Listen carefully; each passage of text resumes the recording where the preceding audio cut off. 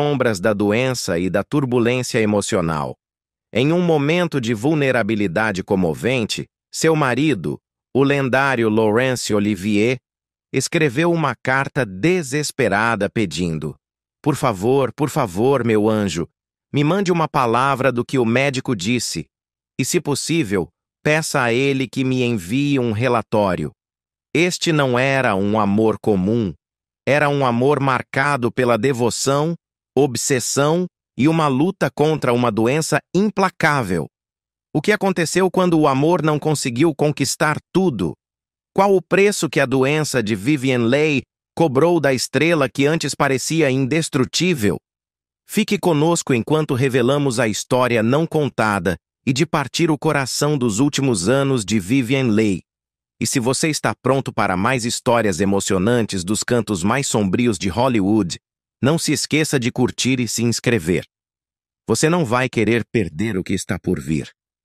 A vida de Vivien Leigh foi marcada por um talento extraordinário e muita dor.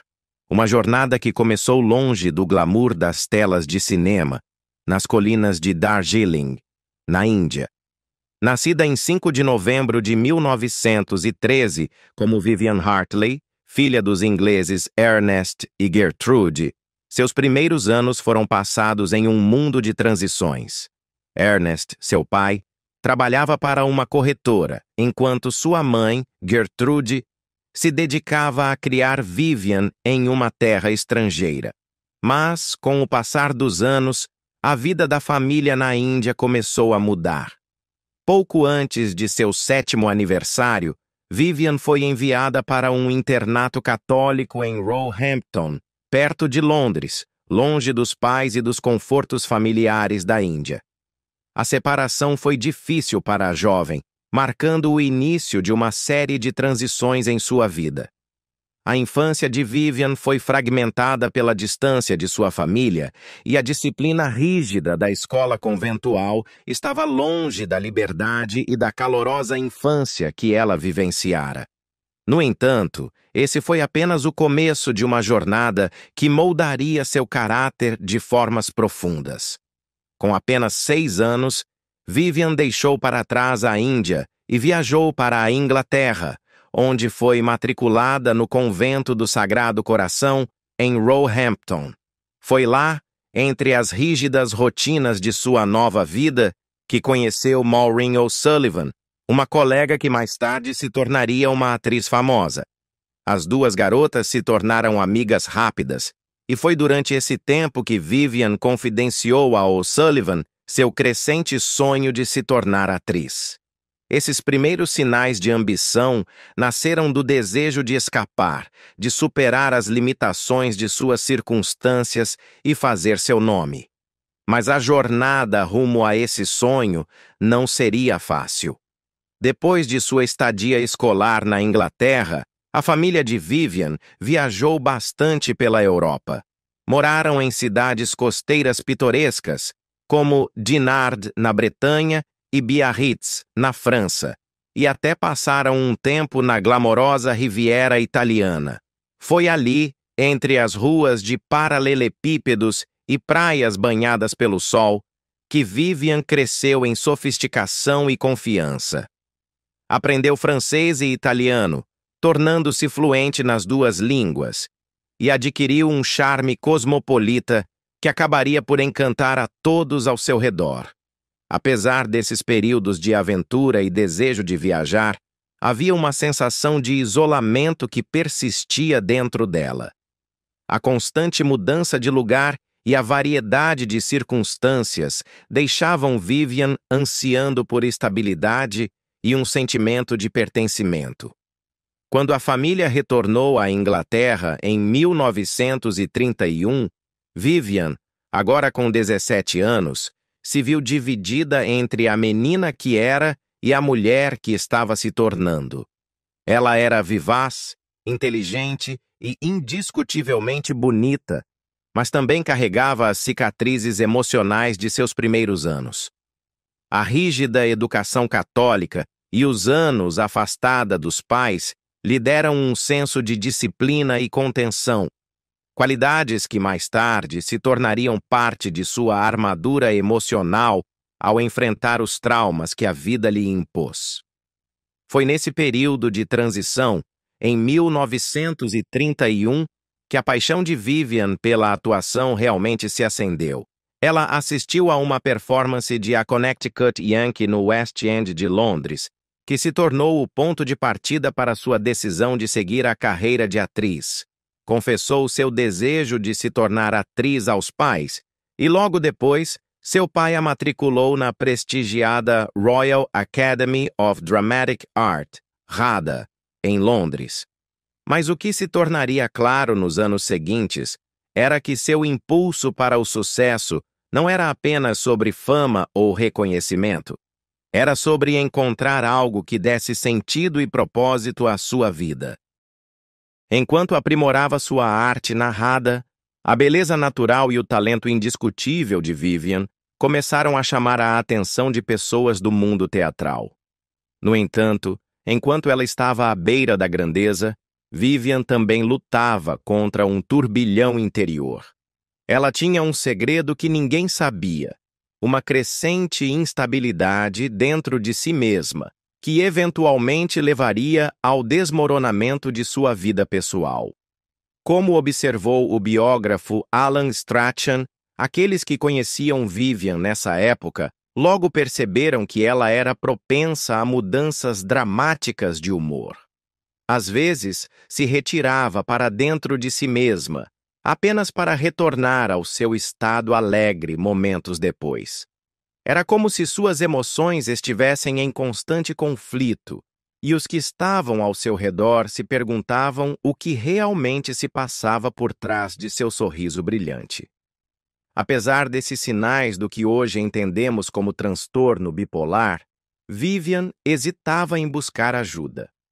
Nos anos antes de a saúde mental ser um tema amplamente discutido, o estigma em torno de condições como o transtorno bipolar era esmagador. Na verdade, como Strachan recorda, Vivian temia que o público descobrisse suas dificuldades. Ela temia o dano que isso causaria à sua carreira e reputação, e por isso manteve sua condição oculta. Mas seus sintomas continuaram a piorar, e o mundo logo veria que sua jornada para o estrelato teria um preço. Foi durante esse período de incerteza que a vida pessoal de Vivian deu outra reviravolta. Aos 18 anos, conheceu Herbert Leigh Holman, um advogado de 31 anos, e os dois logo se apaixonaram. Casaram-se um ano depois, e embora continuassem a se cuidar profundamente ao longo de suas vidas, seu casamento nunca foi destinado a durar. Vivian já havia colocado seus olhos na carreira de atriz, e seu marido, embora a apoiasse, acreditava que era apenas uma fase passageira. Quando Vivian começou a conseguir pequenos trabalhos de modelagem e papéis em filmes, Holman tolerou suas crescentes ambições, mesmo após o nascimento de sua filha, Suzanne, em 1933. Mas quando a carreira de Vivian decolou, a tolerância de Holman começou a se esgotar. A ascensão de Vivian à fama foi rápida. Em 1935, ela estrelou A Máscara da Virtude, uma peça que lhe rendeu críticas elogiosas e a levou a assinar um contrato de 50 mil libras com o diretor de cinema Alexander Korda. Ela agora era uma estrela, e o charme da fama e do sucesso se mostrou irresistível para seu casamento. Vivian, sempre a sonhadora, percebeu que não poderia mais ignorar a força dentro de si mesma que a chamava para o palco. Alguma força dentro de mim não poderia ser negada em sua expressão, disse ela mais tarde, ao tomar a dolorosa decisão de deixar seu marido e filha. Embora os amasse profundamente, sua necessidade de ser atriz não poderia ser apagada. Vivian adotou o nome Vivian Leigh profissionalmente, rejeitando as sugestões de seu agente em favor de algo que soasse mais adequado. Mas seu sucesso não veio sem suas próprias dificuldades. Apesar de seu reconhecimento inicial, Vivian mais tarde refletiria sobre a pressão que acompanhava o título de grande atriz em sua carreira precoce. Eu pensei, foi uma coisa tola e cruel de se dizer, porque colocou uma carga e uma responsabilidade sobre mim que eu simplesmente não conseguia carregar, disse ela em 1960, lamentando o fardo das expectativas que a seguiram em seus anos posteriores. À medida que a fama de Vivian crescia, também cresciam as rachaduras em sua vida pessoal. Sua saúde mental se deteriorou e seus relacionamentos com aqueles mais próximos a ela se tornaram cada vez mais tensos. Por trás das luzes brilhantes e dos aplausos, Vivien Leigh era uma mulher lutando para manter seus demônios afastados, presa em uma batalha que ela nunca conseguiria vencer. Este é apenas o começo de uma história que seria marcada tanto pela brilhante carreira quanto pela tragédia. Hollywood estava no meio de uma das mais publicitadas buscas por uma atriz para interpretar a icônica Scarlett O'Hara no filme de David O. Selznick, E o Vento Levou, 1939. Na época, Myron Selznick, irmão de David e agente teatral de Vivien Leigh nos Estados Unidos, trabalhava em Londres, representando a agência de seu irmão. Em fevereiro de 1938, Leigh, sentindo um forte chamado para o papel, pediu que Myron a considerasse para Scarlett O'Hara. David O. Selznick assistiu suas atuações em Fogo sobre a Inglaterra e Yankee em Oxford, e achou que ela tinha talento, mas a considerou demasiado britânica para o papel. Ainda assim, Vivien permaneceu determinada. Ela viajou para Los Angeles, parcialmente para ficar com seu amante, Laurence Olivier, e parcialmente para convencer Selznick de que ela era a escolha certa para o papel. Myron Selznick, que também representava Olivier, ficou impressionado com a química entre Leigh e Olivier. Ele os levou para o set de E o Vento Levou, onde um encontro decisivo foi marcado. Ele apresentou Vivien ao seu irmão com as palavras zombeteiras: "Ei, gênio, conheça sua Scarlett O'Hara." No dia seguinte, Leigh fez o teste, lendo uma cena para Selznick, e foi agendada uma tela de teste com o diretor George Cukor. David Selznick, em uma nota privada para sua esposa, se referiu a Leigh como a escura favorita para Scarlett. Parecia que a capacidade de Vivien de capturar a essência de Scarlett era inegável. O diretor concordou, elogiando a incrível selvageria de Leigh, e logo ela garantiu o papel. Mas o caminho para a fama e a fortuna não foi sem seus desafios. A produção do filme foi tumultuada, marcada por frequentes conflitos entre Leigh e o diretor Victor Fleming, que havia substituído George Cukor. Apesar das brigas, Leigh formou amizades próximas com Clark Gable, Olivia de Havilland e até com Carol Lombard, esposa de Gable. No entanto, seu relacionamento com Leslie Howard, seu parceiro de cena com quem ela teve que dividir cenas emocionalmente intensas, estava tenso.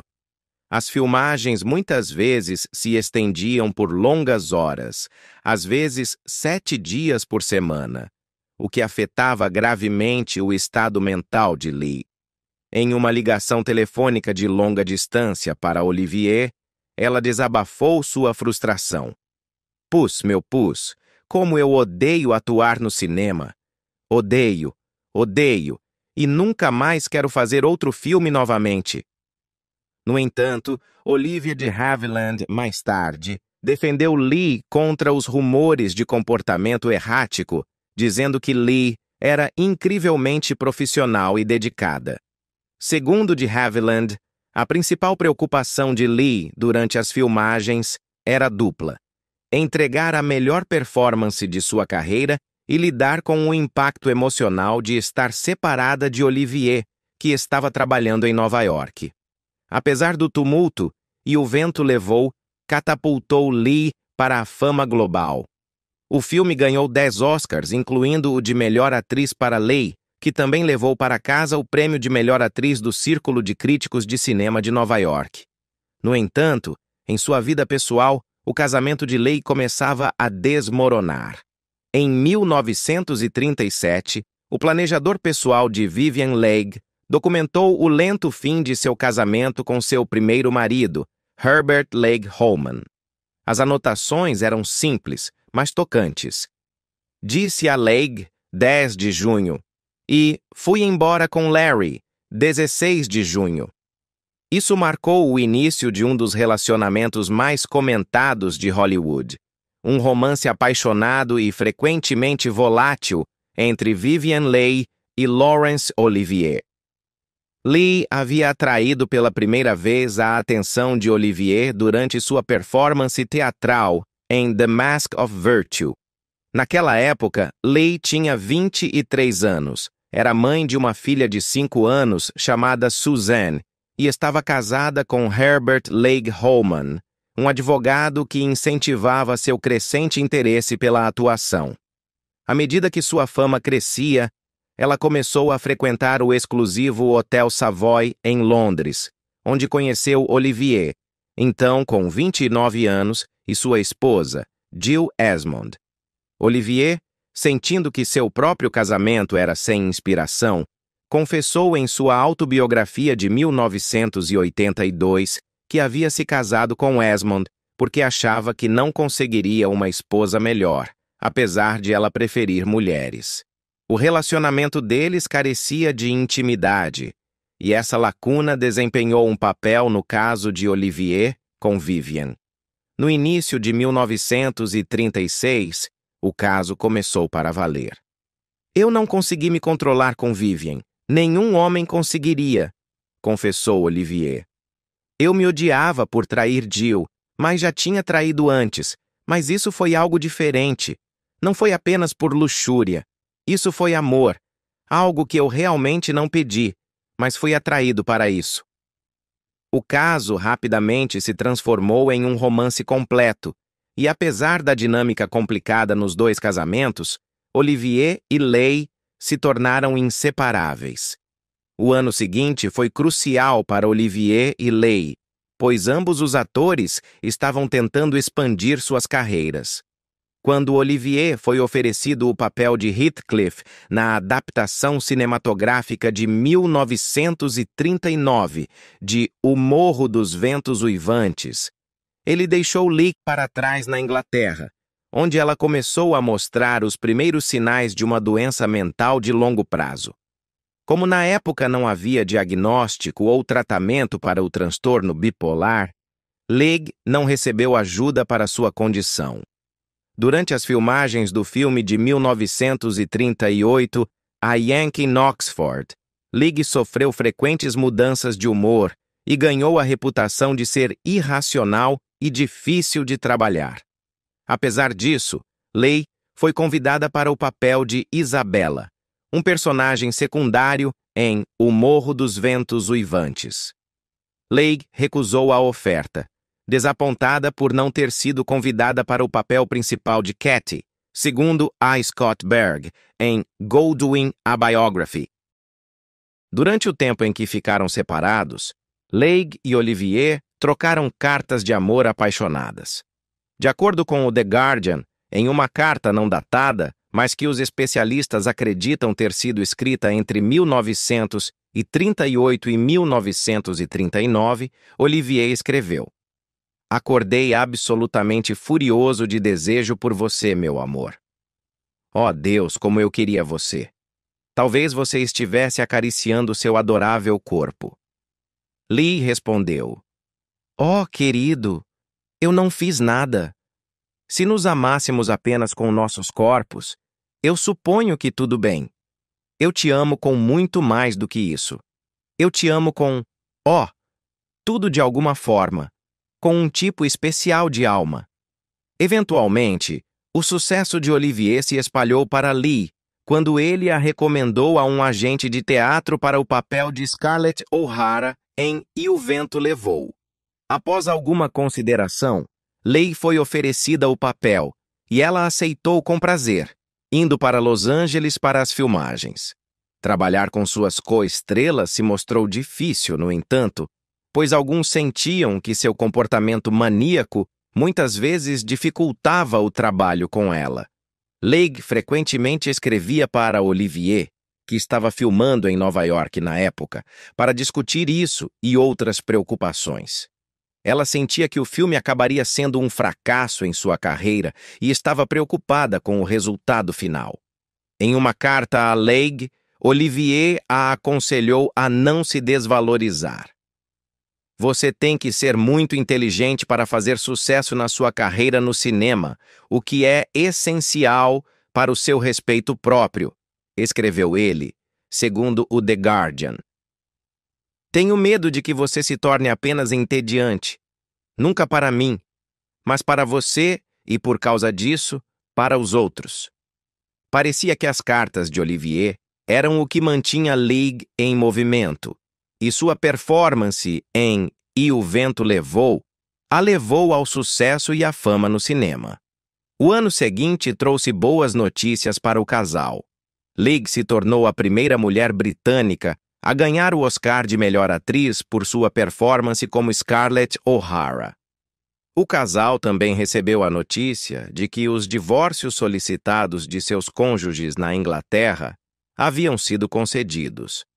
Embora nem Olivier nem Leigh tivessem a guarda de seus respectivos filhos, agora estavam livres para se casar quando quisessem. Até esse ponto, Leigh e Olivier haviam sido forçados a manter seu relacionamento fora dos olhos do público. Em uma carta para Leigh, Olivier aconselhou que fosse para o melhor, segundo o The Guardian. Somos um escândalo popular, ou melhor, um público, escreveu ele. Portanto, é apenas de bom gosto ser o mais discreto possível. Você pode dançar, ser feliz e agir como os dias felizes e hipócritas. Não, meu amor, você não pode. Por causa da sua fama, triplicada pela nossa situação, quadruplicada pela fama disso Basusik. O casal se casou logo depois, em 31 de agosto de 1940, em Santa Bárbara, Califórnia. Leigh e Olivier continuaram a estrelar juntos em filmes como 21 Dias Juntos, 1940, e Aquela Mulher de Hamilton, 1941, além de uma performance teatral de Romeu e Julieta, na Broadway. Os críticos, como em um artigo de 1940 na revista Time, criticaram a performance do casal na Broadway e ligaram o começo adúltero de seu relacionamento aos papéis no palco. Romeu e Julieta se tornou um grande fracasso financeiro para o casal, que havia investido dezenas de milhares de dólares de suas próprias economias no projeto. O casal voltou para a Inglaterra em 1943 para ajudar no esforço de guerra.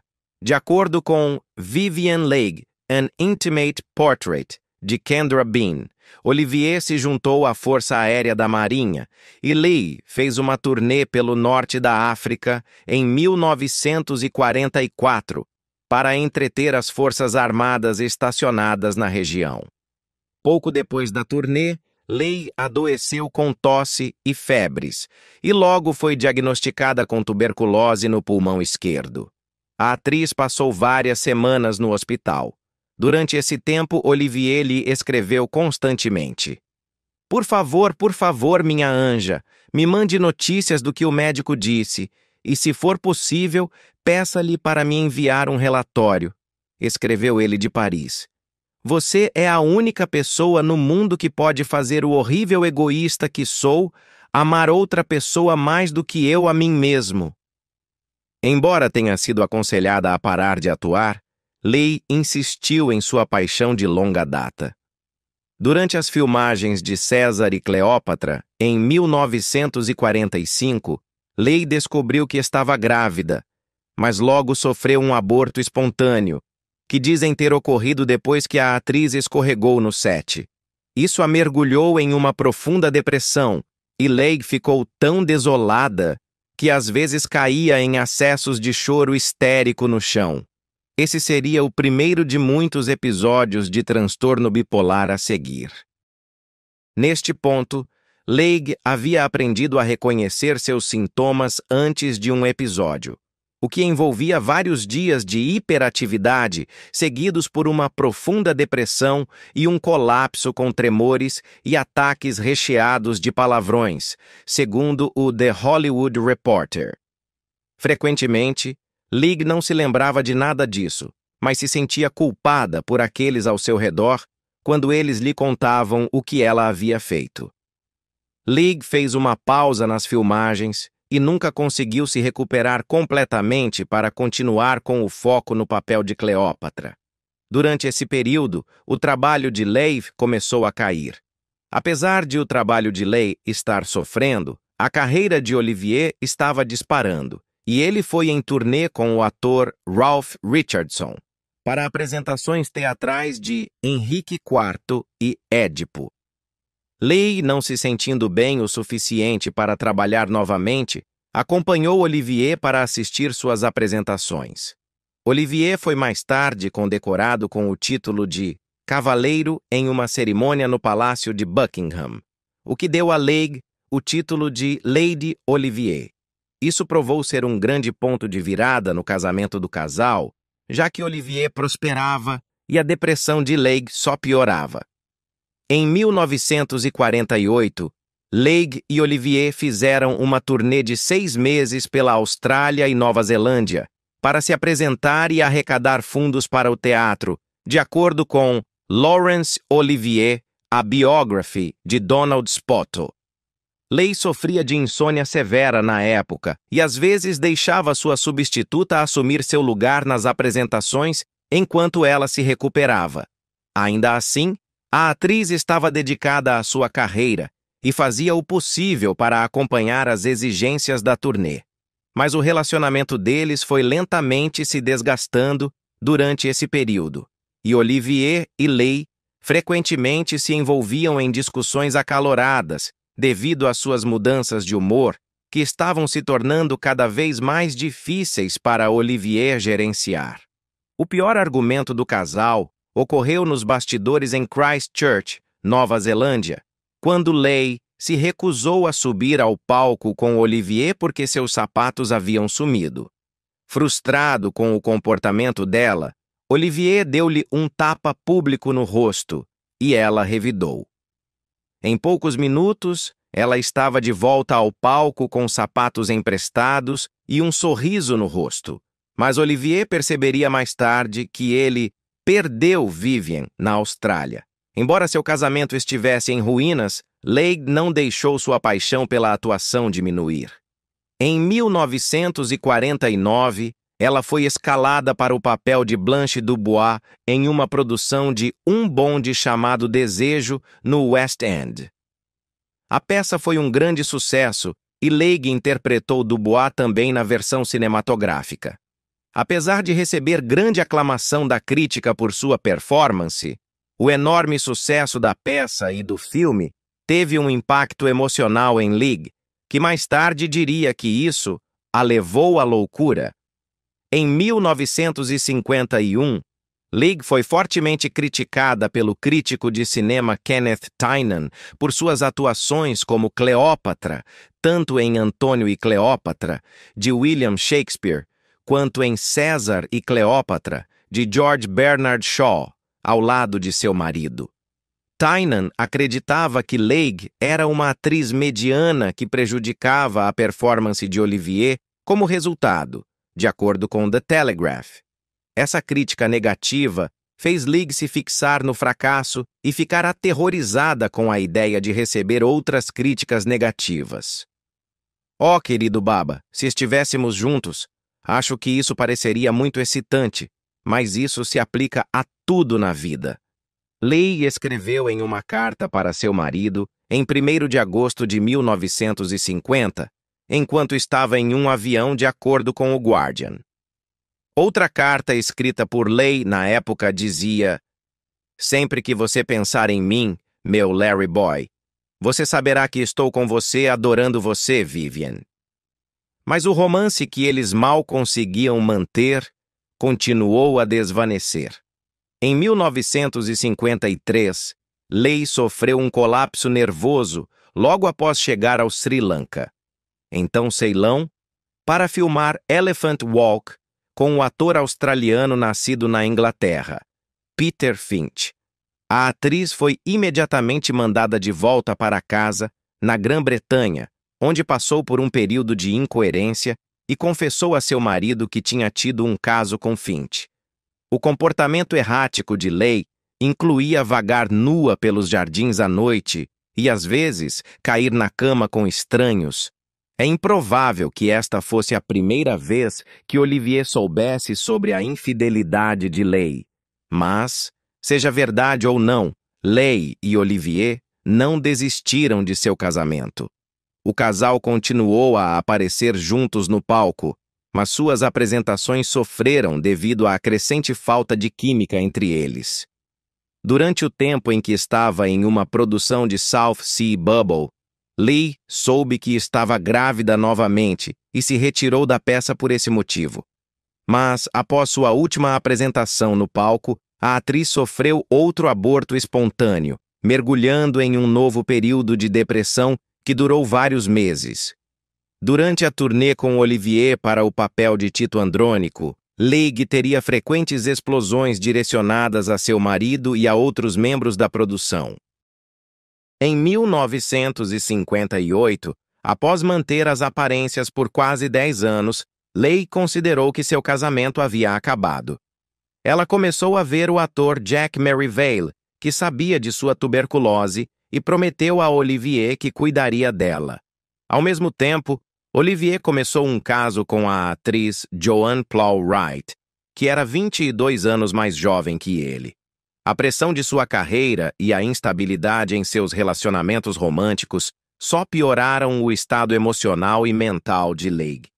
Em 1960, Leigh ameaçou acabar com sua vida. Vivian está a milhares de quilômetros de distância, tremendo à beira de um precipício, mesmo quando está sentada tranquilamente em sua própria sala de estar, disse Olivier certa vez. Olivier e Leigh seguiram com os processos de divórcio em maio de 1960. O divórcio foi finalizado ainda naquele ano e Olivier se casou com Plowright. O casal teve um filho e 2 filhas. Embora não estivessem mais juntos, Olivier e Leigh continuaram a escrever um para o outro de vez em quando. Quero agradecer por entender tudo isso por minha causa, escreveu Olivier em uma carta para Leigh sobre o divórcio. Você foi nobre, corajosa e linda, e sinto muito, muito mesmo, que tenha sido um inferno para você. Após o divórcio de Olivier, Leigh teve grande sucesso no palco e no cinema. Sua depressão continuou a atormentá-la nesse período, mas Leigh se entregou totalmente às suas apresentações. Seu último filme foi Ship of Fools, 1965.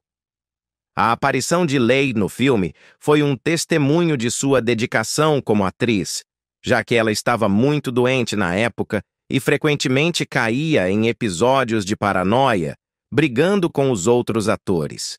Seu estado mental frágil tornava cada dia de filmagem mais difícil, mas ela conseguiu concluir o trabalho. E Ship of Fools recebeu críticas elogiosas. Em maio de 1967, Leigh estava ensaiando para aparecer em A Delicate Balance, de Edward Albee. No entanto, sua tuberculose recaiu e ela foi colocada em repouso na cama por várias semanas. Seu marido, Jack Merivale, a deixou em casa enquanto ele ia atuar em uma peça em Eaton Square. Quando voltou por volta da meia-noite, encontrou Leigh dormindo na cama. Meia hora depois, ele foi verificar e encontrou seu corpo no chão. Parecia que Leigh tentara caminhar até o banheiro e desmaiara devido ao líquido acumulado em seus pulmões, de acordo com Vivian Leigh. A Biography, de Anne Edwards. Merivale alertou a família de Leigh e depois Olivier, que correu do hospital, onde estava sendo tratado para câncer de próstata, para prestar suas últimas homenagens. Merivale havia colocado o corpo de Leigh na cama, e Olivier ficou de pé e rezou por perdão por todos os males que surgiram entre nós, de acordo com sua biografia autorizada de Terry Coleman. Olivier ajudou Merivale a fazer os arranjos do funeral e ficou com Leigh até que seu corpo fosse retirado. Em 8 de julho, Vivien Leigh foi anunciada como morta, e todos os teatros do West End de Londres apagaram suas luzes por 1 hora em sua homenagem. Um serviço memorial foi realizado na St. Martin-in-the-Fields, e as cinzas cremadas de Leigh foram espalhadas no lago de sua casa de verão, Tickeradge Mill, em East Sussex, Inglaterra. Em uma última carta dirigida a Leigh, apenas 5 semanas antes de sua morte, Olivier assinou: "Sinceramente, com amor, querida, seu Larry." Olivier morreu de insuficiência renal em 11 de julho de 1989, aos 82 anos, em sua casa em West Sussex. Mesmo após seu casamento com Plowright, Olivier manteve Leigh em seu coração por toda a sua vida. Disse que pouco antes de sua morte, Olivier foi encontrado assistindo a um filme estrelado por Leigh e, com lágrimas nos olhos, disse: Isso era amor." A história de Vivien Leigh é uma de brilhantismo, amor e sofrimento, onde sua paixão feroz pela atuação foi ofuscada por um romance trágico e uma luta constante contra doenças mentais. Qual a sua opinião sobre o relacionamento